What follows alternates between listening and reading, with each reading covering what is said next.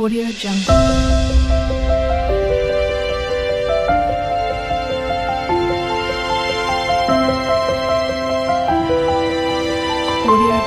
High সবাইকে, কেমন আছো তোমরা সবাই? আশা করি তোমরা সবাই ভীষণ ভালো আছো।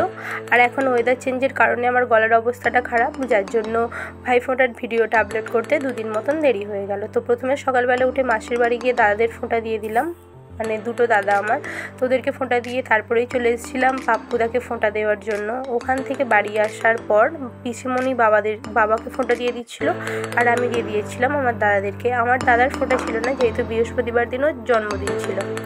তো তারপরে কুতুলাও ফোঁটা দিচ্ছিল, আর আমি আমার বাকি দাদাদেরকে ফোঁটা দিলাম। তো আমি ছাড়াও এখানে আরও ওই দাদাদের দিদিরাও ছিল, যারা আমার দাদাগুলোকেই ফোঁটা দিয়ে দিচ্ছিল।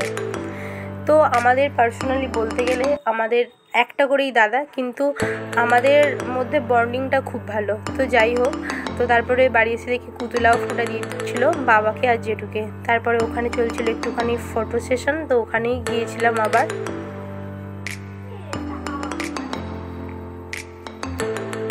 তো ওখান থেকে বেরিয়ে আমি চলে যাই আমার মামার বাড়িতে।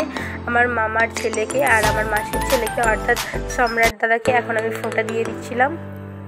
তো তারপরে আস্তে আস্তে পিল্টু দাদা আর কৃষ্ণেন্দু দাদা, এদের দুজনকেও আমি ফোঁটা দিয়ে দিচ্ছিলাম। ওরা ফোঁটা পেয়েছিল, যেহেতু ওদের সেদিনকে আর কি বার্থডে ছিল না। তো তারপরে ওখান থেকে বেরিয়ে চলে যাই আরেকটা মামার বাড়িতে, আরও দুটো দাদা বাকি ছিল ওদেরকে ফোঁটা দেওয়ার জন্য। এই যে অর্ধেন্দু দাদা আর পাপ্পু দাদা, এদেরকেও ফোঁটা দিয়ে বেরিয়ে পড়েছিলাম আবার বাড়ি আসার জন্য, মানে মামাদের এই বাড়িতে আসার জন্য। তো এখানে এসে তারপরে আমরা লাঞ্চটা কমপ্লিট করে নিই। লাঞ্চে ছিল রাইস, চিকেন কষা, আর ছিল চাটনি, সাথে ছিল গ্রিন চাটনি, আর ছিল রায়তা। তো সেদিনকে স্পেশালি খাবার সার্ভ করছিল কৃষ্ণেন্দু দাদা আর বৌদি, আর রান্নাটা করেছিল কৃষ্ণেন্দু দাদা, যেটা টেস্ট হয়েছিল দারুণ।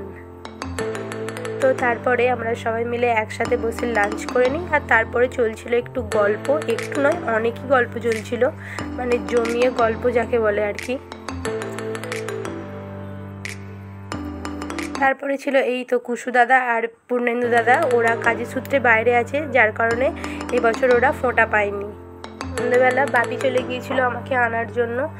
তো বাপি বসে একটুখানি সবার সাথে গল্প করছিল। আর এই অলঙ্কৃতা এই ট্রেনটা নতুন কিনেছে, তো ট্রেনটা দেখতেও দারুণ, আর ও না ওটার মধ্যে খুব এনজয় করছিল। তারপরে দিদি বাড়ি চলে যাচ্ছিল সব কিছু গিফটপত্র বেঁধে। আর হ্যাঁ বলে দিই, আমার গিফটের ভিডিও খুব তাড়াতাড়ি আসছে, মানে আমি ভাইফোঁটায় কী কী গিফট পেয়েছি ওগুলো তোমাদের সাথে খুব তাড়াতাড়ি আমি শেয়ার করব। তো তারপরে আমি বাড়ি চলে আসি, আর আমাদের বাড়ির কাছে সেদিন ছিল ঠাকুরটা ভাসান।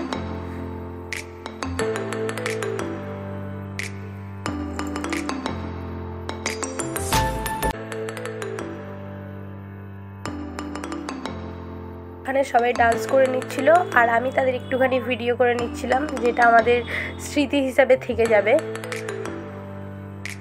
তারপর এখানে চলছিল মায়ের বিদায়ের যে বরণ পর্বটা হয় সেটাই, তো মাকে সবাই মিলে দশমী করে নিচ্ছিল। আর সেদিনকে আমাদের এখানে প্রসাদ হিসাবে হয়েছিল খিচুড়ি, যেটা অলরেডি খাওয়ানো স্টার্ট করে দিয়েছিল।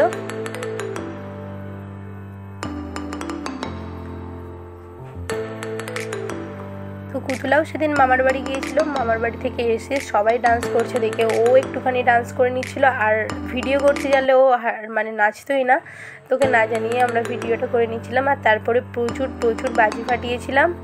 আর এখানে তো অলওয়েজ বিউটি কুইন সৃজা একটুখানি ভিডিও করছিল আমার সাথে, সাথে ছিল অঙ্কিতাও। তো অনেক অনেক বাজি ফাটিয়েছি। কালী পুজোটা তো ভালোই কাটলো আমাদের। আর তারপরেই গলার অবস্থাটাই এরকম হলো আর কি। তো যাই হোক, এখন ওয়েদার চেঞ্জের কারণে হয়তো অনেকেরই এরকম গলার আওয়াজটা হয়ে যাচ্ছে। তারপর অন্য একটা ঠাকুরের ভাসান ছিল, যেটা আমাদের পাড়া দিয়েই নিয়ে যাচ্ছিলো, সেই জন্য আমরা ওখানেই ছিলাম। তখন বাজে প্রায় 11:15। তো তারপরে আমি ওখানেই বসেছিলাম, আর ঠাকুরটা নিয়ে যাচ্ছে তাই একটুখানি ভিডিও করে নিলাম। আর সবশেষে তারপরেই আমরা প্রসাদটা খেয়েছিলাম। তো আগেই বলেছি যে আমাদের প্রসাদ করেছিল খিচুড়ি। তো তারপরে আমাদের ঠাকুরটাও চলে গেল। তো যাই হোক, আসছে বছর আবার হবে। তোমরাও সবাই খুব ভালো থেকো। আমার ভিডিওটা তোমাদের যদি ভালো লেগে থাকে তো অবশ্যই লাইক, শেয়ার অ্যান্ড সাবস্ক্রাইব করে দিও। বাই সবাইকে।